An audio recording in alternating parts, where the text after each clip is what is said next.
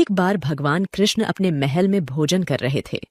उनकी थाली में भिन्न भिन्न प्रकार के स्वादिष्ट व्यंजन सजे हुए थे।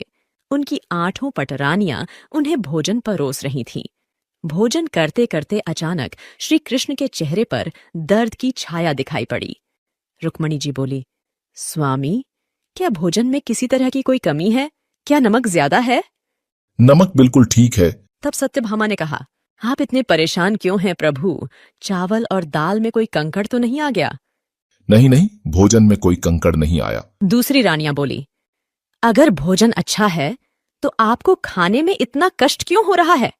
तब श्री कृष्ण ने कहा, मधुपुर में मेरा एक प्रिय भक्त रहता है, गिरीश। वह मेरी सच्ची भक्ति करता है, लेकिन वह जल्दबाजी में रोज मुझे गर्म दूध का भोग लगाता है। इसी कारण मेरी जीभ जल गई है।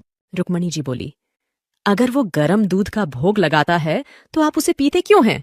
वह गर्म दूध का भोग लगाकर मुझे सच्चे मन से उसे ग्रहण करने के लिए कहता है। मैं अपने भक्त का चढ़ावा अस्वीकार नहीं कर सकता। सत्यभामा बोली, प्रभु, तो उसे जाकर समझाइए।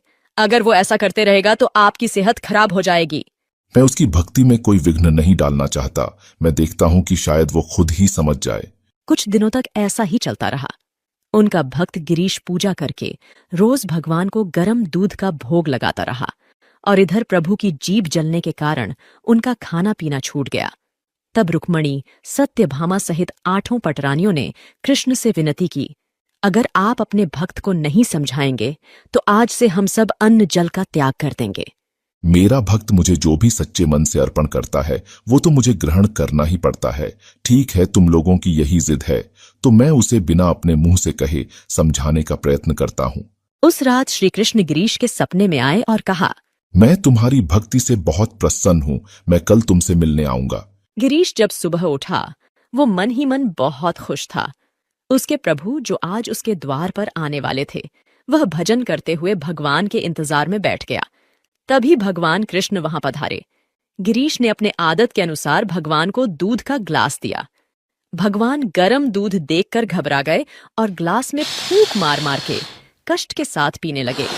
गिरीश भगवान का परम भक्त था और अपने प्रभु की परेशानी देखते ही अपनी भूल समझ गया और उसकी आंखों से अश्रु की धारा बहने लगी।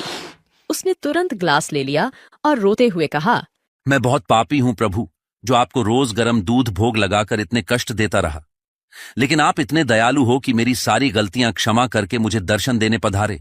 गिरीश, तुमने जो भी किया सच्चे मन से किया। भक्ति की पद्धति में भूल हो सकती है, लेकिन भक्ति की सच्चाई में नहीं। गिरीश की आंखों में खुशी के आंसू थे। उसने भगवान का चरण स्पर्श किया। भगवान कृष्ण अपने भक्त की समझदारी और सच्ची भक्ति से संतुष्ट होकर द्वारिका लौट गए।